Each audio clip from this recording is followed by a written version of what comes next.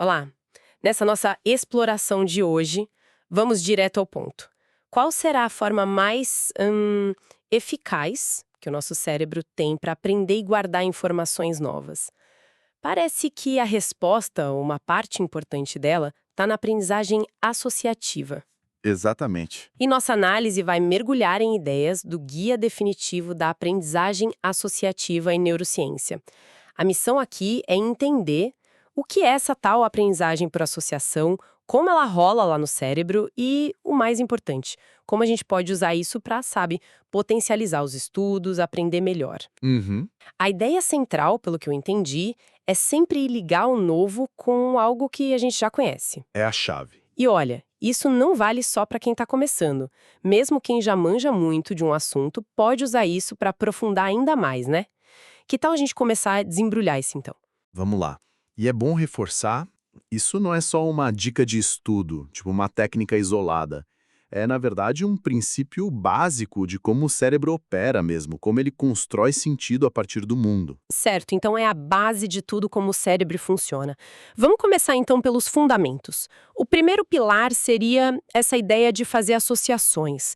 O cérebro está o tempo todo tentando assim ligar os pontos, né? Descobrir o que leva ao que. Quase um detetive. Exato. É uma busca constante por padrões, por relações de causa e efeito. E isso vai muito além das coisas simples, do dia a dia. Tipo, ouvir a campainha e saber que alguém chegou. Isso. Mas as fontes sugerem que até processos bem mais complexos, como o nosso raciocínio lógico, podem ter suas raízes nesse mecanismo básico de associação. É como se o cérebro usasse essa ferramenta para construir tudo. Uau! E para essas conexões darem certo, para elas se formarem bem, tem alguma coisa essencial? Tem sim. As fontes destacam dois elementos cruciais. O primeiro é a contiguidade temporal. Contiguidade temporal, o que seria isso, na prática? É mais simples do que parece. Basicamente, coisas que acontecem próximas no tempo têm uma chance muito maior de serem conectadas pelo cérebro. É o timing. Ah, entendi. A proximidade no tempo. Isso. E não é só que ajuda, parece ser um fator necessário e, em muitos casos, suficiente para o cérebro começar a pensar: opa, talvez essas duas coisas estejam relacionadas. Faz sentido. Se uma coisa acontece hoje e a outra daqui a um mês, fica difícil para o cérebro fazer a ponte, né? Exatamente. A proximidade temporal é um sinal forte para ele. E o segundo elemento fundamental é a aprendizagem ativa. Aprendizagem ativa. Isso tem a ver com não ficar só parado recebendo informação. Tem tudo a ver. Aqui a coisa fica bem interessante, porque mostra o poder do nosso engajamento. Olha, o cérebro até aprende alguma coisa só observando, passivamente. Forma algumas associações. Uhum. Mas a capacidade dele de mudar de verdade, de se adaptar à famosa plasticidade cerebral, Ah, plasticidade. ela é, assim, turbinada de um jeito impressionante quando a gente participa ativamente, quando a gente se esforça para aprender. E tem exemplo disso. Tem. Um estudo que as fontes citam é bem legal. Analisaram como as pessoas aprendiam o significado de palavras novas, quando elas buscavam ativamente entender o que a palavra significava, em vez de só ouvir passivamente. Tipo, tentando usar numa frase ou pensando em sinônimos. Exato. Esse tipo de esforço.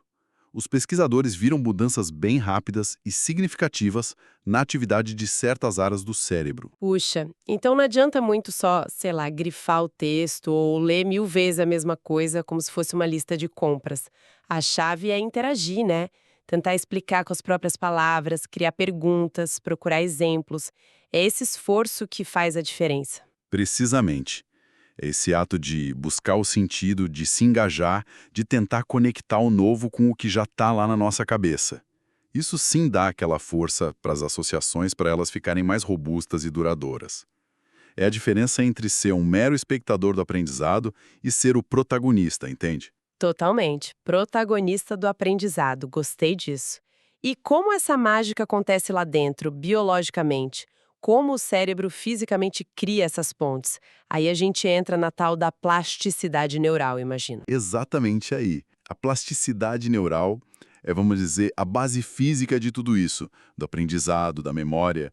É essa capacidade sensacional que o cérebro tem de se reorganizar, de mudar sua estrutura, suas conexões, com base no que a gente experimenta. E quando a gente associa o novo com o antigo? Quando a gente faz isso, em nível físico, a gente está tornando a comunicação entre os neurônios envolvidos mais eficiente. As conexões entre eles, que a gente chama de sinapses, podem literalmente ficar mais fortes. Mais fortes como? Tem um nome para isso? As fontes mencionam LTP. Isso, a potenciação de longo prazo, ou LTP, é um dos mecanismos mais estudados. Pensa assim, as conexões são como caminhos na floresta. Quando uma informação nova ou estímulo condicionado, o CS das fontes, chega num neurônio quase ao mesmo tempo que uma informação relevante que já está lá, o estímulo incondicionado, o S. O conhecimento prévio. Exato. Aquele caminho neural específico para a informação nova fica mais fácil de seguir, mais batido, mais eficiente. Como se o cérebro asfaltasse aquele caminho. É uma boa analogia. Ele diz: opa, essa informação nova está ligada a algo importante que eu já sei, vou facilitar o acesso a ela da próxima vez. Esse caminho fica potenciado. Que interessante, mas eu sempre ouvi falar que consolidar a memória leva tempo, sabe? Que a gente precisa dormir sobre o assunto para essas mudanças realmente pegarem. Só que as fontes falam também de uma plasticidade rápida. Isso não bate de frente com a ideia tradicional? É um ponto super fascinante que está mudando um pouco a nossa visão. Olha, a consolidação que acontece com o tempo, incluindo o sono, continua sendo super importante, não há dúvida. Ajuda a integrar a memória no nosso conhecimento geral, a organizar a coisa toda. Certo. No entanto, o que pesquisas mais recentes estão mostrando, especialmente quando a gente fala dessa aprendizagem associativa ativa, A de se esforçar para entender. essa mesma, é que mudanças plásticas bem significativas podem acontecer lá no córtex cerebral quase que imediatamente, logo depois da sessão de aprendizado. Sério? Quase que na hora. Quase isso. Sugere que uma única sessão de estudo, se for bem focada, com esforço ativo, pode começar a redesenhar as conexões neurais ali naquele mesmo dia. Nossa, isso é surpreendente. Quer dizer que uma boa sessão de estudo não é só plantar sementinha para colher depois, no futuro, ela já pode estar fortalecendo as conexões quase que na hora? Exatamente. Não quer dizer que o sono não seja crucial para a consolidação a longo prazo. Ele é. Mas parece que o engajamento ativo durante o aprendizado já dispara esse processo de fortalecimento das sinapses de uma maneira muito mais rápida do que a gente imaginava. Isso levanta uma questão importante, né? Sobre o poder de uma sessão de estudo intensa, bem feita. Com certeza. Elas podem não ser só uma preparação para o futuro, mas um evento de construção neural acontecendo ali, em tempo real. Incrível. E quais são as áreas do cérebro que comandam esse show todo? Quem são os protagonistas nesse processo de criar e usar as associações? Olha, é um trabalho de equipe, claro, o cérebro todo conversa, mas tem algumas áreas com papéis de destaque. O hipocampo é uma delas, com certeza. Ah, o famoso hipocampo. O que ele faz exatamente nisso? Ele é fundamental para duas coisas principais, pelo menos. Primeiro, entender o contexto. Onde e quando algo foi aprendido. Segundo, ele é mestre em conectar eventos que aconteceram com um certo intervalo de tempo entre eles. Aquilo que as fontes chamam de condicionamento de traço. Tipo, associar um som a algo que só vai acontecer daqui a alguns segundos? Isso.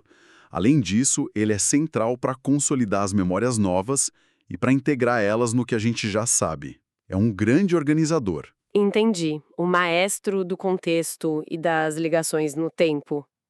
E o córtex, a parte mais de fora do cérebro? O córtex pré-frontal é outra estrela aqui. É tipo a nossa central de comando executiva, né?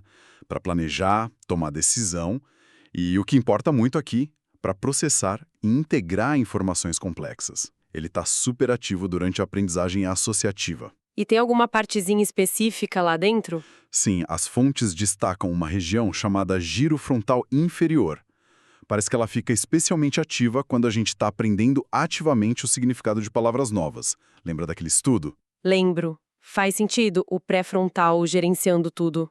E tem mais alguma área de suporte importante, além do hipocampo e do pré-frontal? Sim, sim. A gente pode pensar em outras estruturas, como hubs especializados. A amígdala, por exemplo, é chave para as associações ligadas a emoções, especialmente o medo.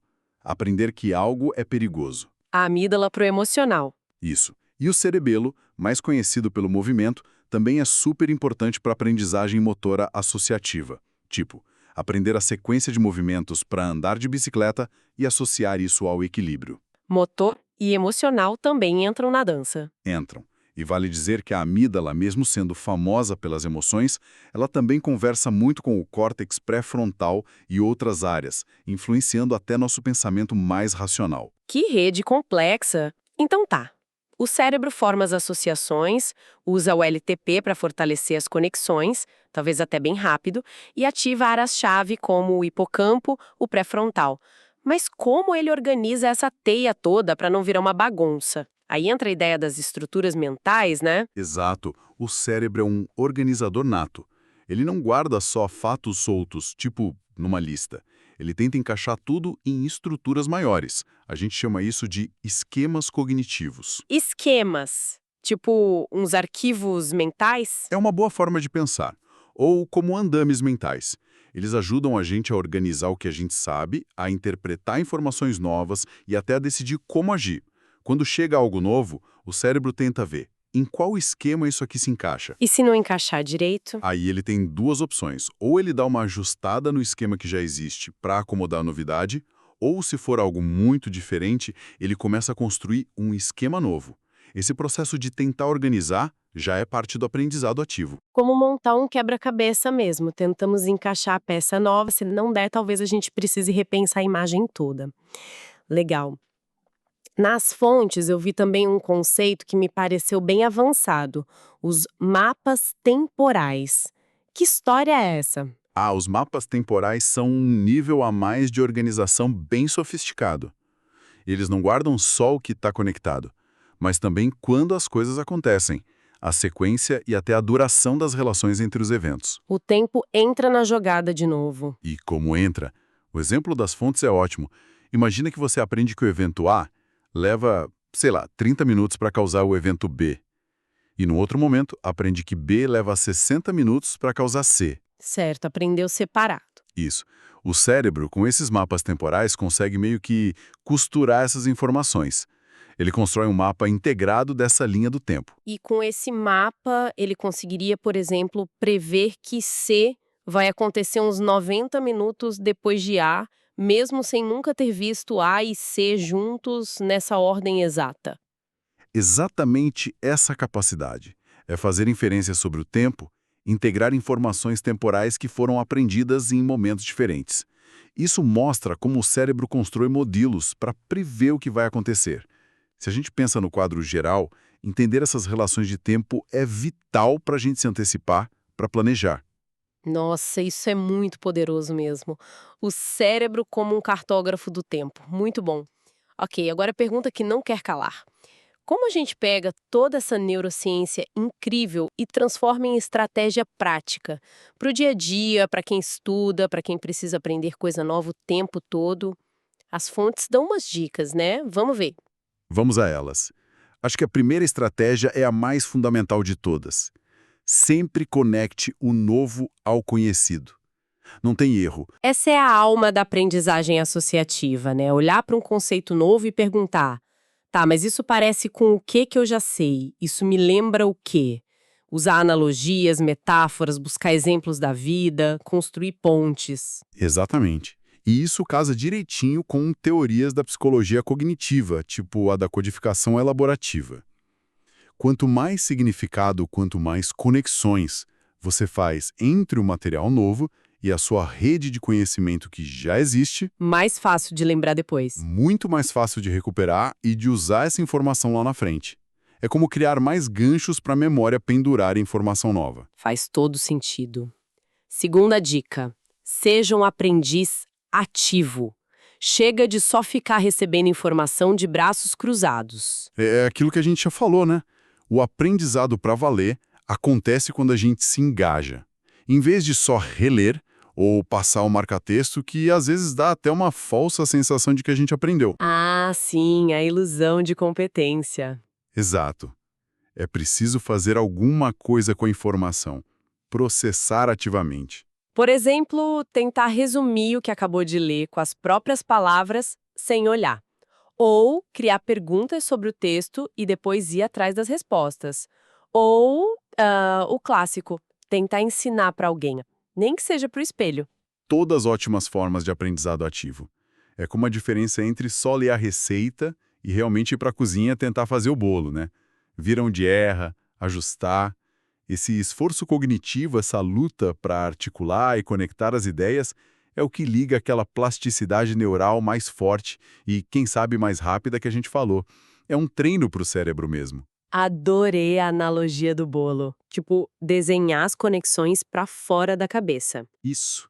Usar ferramentas visuais, mapa mental, fluxograma, linha do tempo, ajuda a gente a externalizar e a solidificar a estrutura que o cérebro está tentando criar lá dentro. Quando você desenha setinhas, as ligações, você está ativamente reforçando as associações e tendo uma visão do todo. Enxergar a rede de conhecimento. Quarta sugestão. Identifique os sinais preditivos. Isso tem a ver com focar no que é mais importante. Exatamente. Lembra daquela teoria da atenção que diz que o cérebro aprende a dar mais peso para o que prevê melhor um resultado? A ideia aqui é aplicar isso ao estudo. Então, tipo, ao estudar um processo complexo, a meta seria sacar quais são os conceitos-chave, as ideias centrais que realmente explicam o fenômeno ou levam à conclusão principal. Separar o joio do trigo, o sinal do ruído. Perfeito. É uma forma de otimizar o nosso foco, a nossa atenção, direcionando para o que realmente faz a diferença, para as associações mais significativas, economiza energia cognitiva também. Boa. E a quinta e última estratégia prática. Foque na qualidade da sessão de estudo. Isso conecta direto com aquela plasticidade rápida que você mencionou, né? Totalmente. A mensagem aqui é clara. Claro que o tempo total de estudo importa, e o sono para consolidar também. Mas a intensidade do seu engajamento durante a sessão de estudo tem um impacto direto e talvez imediato na força das conexões que você está formando ali. Ou seja, a questão não é só quantas horas a bunda fica na cadeira, mas o quão ativamente o cérebro está trabalhando, conectando, questionando durante aquele tempo. Uma hora de estudo super focado e associativo pode valer mais que várias horas de leitura passiva, distraída. Olha, os dados sugerem que sim. Uma sessão de estudo ativa, concentrada, não é só uma revisão passiva. Ela é um evento ativo de construção e fortalecimento neural. É qualidade sobre quantidade nesse sentido. Excelente. Então, para a gente amarrar tudo, a aprendizagem associativa não é só um truque, é o jeito fundamental como o nosso cérebro constrói conhecimento que fica. Entender e aplicar esses princípios conectar o novo ao antigo, ser ativo, organizar visualmente, focar nos sinais-chave e priorizar a qualidade do engajamento é, no fundo, trabalhar junto com a nossa biologia. É usar o manual de instruções do cérebro a nosso favor. E o resultado que a gente busca com isso vai além de decorar. O objetivo é construir uma estrutura de conhecimento que seja flexível, forte e principalmente útil para resolver problemas, para entender coisas novas. É uma compreensão mais profunda, mais integrada mesmo. Perfeito. E, para deixar todo mundo pensando um pouco depois que a gente terminar aqui, uma reflexão final que vai um pouquinho além das fontes. Se o nosso cérebro está programado para buscar padrões, para fazer conexões o tempo todo, como será que essa exposição constante que a gente tem hoje a um mar de informações fragmentadas, desconexas, às vezes até contraditórias, tão comum na era digital, pode estar impactando essa nossa capacidade natural de construir um conhecimento coeso? O que acontece quando as pistas que o cérebro tenta seguir parecem não levar a lugar nenhum ou levam para conclusões opostas o tempo todo? Fica aí a reflexão. A gente agradece muito a companhia nessa exploração de hoje.